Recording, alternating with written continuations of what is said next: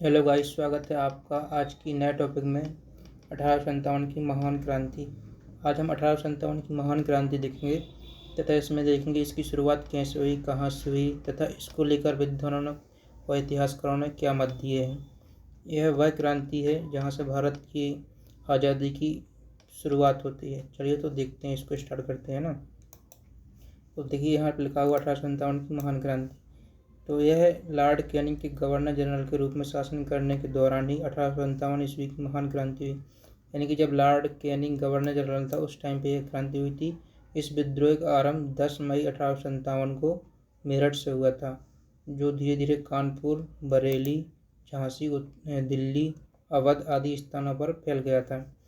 इस क्रांति की शुरुआत तो सैन्य विद्रोह के रूप में हुई, परंतु कालांतर में उसका स्वरूप बदल कर ब्रिटिश सत्ता के विरुद्ध एक जनव्यापी विद्रोह के रूप में हो गया, जिसे भारत का पहला स्वतंत्रता संग्राम कहा गया।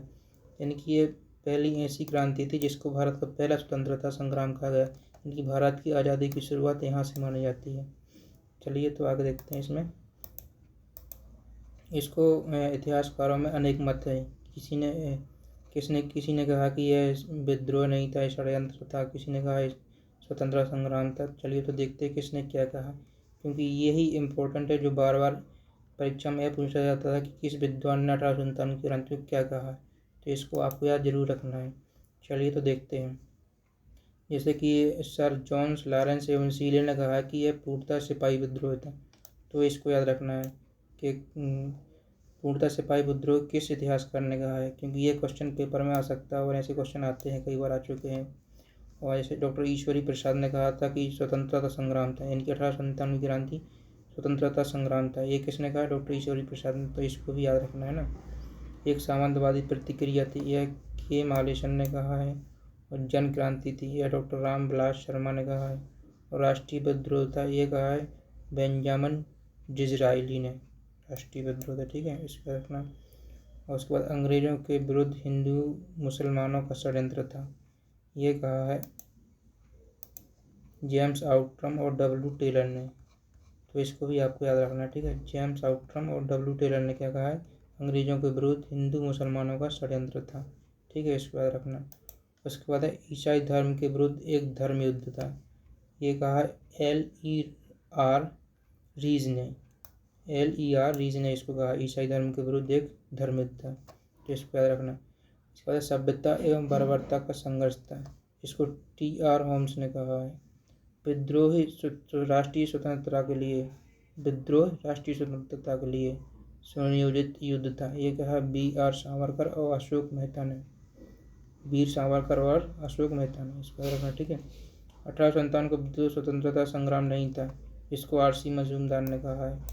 तो ये भी आपको याद रखना कि 1857 का विद्रोह स्वतंत्रता संग्राम नहीं थे, किसने कहा? RC मजूमदार ने। तो याद रखना, ऐसे ही क्वेश्चन आते हैं। उसके बाद 1857 का विद्रोह केवल एक सैनिक विद्रोह था, और जिसका तात्कालिक कारण चर्बी युक्त कारतूस था, ये P रॉबर्ट्स ने कहा है इसको। P Roberts. 1857 का विद्रोह केवल एक सैनिक विद्रोह था, जिसका तात्कालिक कारण चर्बी युक्त कारतूस था, इसको P रॉबर्ट्स ने कहा है। तो ये भी आपको याद रखना, ठीक है। इसके बाद आगे देखते हैं थोड़ा सा इसमें क्या लिखा है। 1857 के विद्रोह के स्वरूप लेकर विद्वान एक मत नहीं है, बल्कि विद्वानों के अलग अलग मत प्रतिपादित किया है, जो इस प्रकार है: सिपाही विद्रोह, स्वतंत्रता संग्राम, सामंतवादी प्रक्रिया, जन क्रांति, राष्ट्रीय विद्रोह, मुस्लिम षड्यंत्र, ईसाई धर्म के विरुद्ध एक धर्म युद्ध, और सभ्यता एवं बर्बरता का संघर्ष। आगे देखते हैं। 1857 का विद्रोह कोई अचानक भड़का हुआ विद्रोह नहीं था, वरन इसके साथ अनेक आधारभूत कारण संलग्न हैं, जो निम्नलिखित हैं।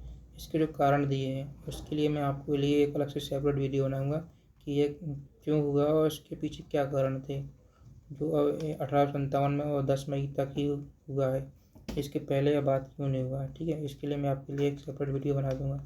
तो जो ये विद्वानिक मत दिए हैं यहाँ पर, इनको आपको ज़रूर याद रखना है, किस विद्वान ने क्या कहा है। जैसे ये राष्ट्रीय विद्रोह था, ये बेंजामिन डिसरायली ने कहा है।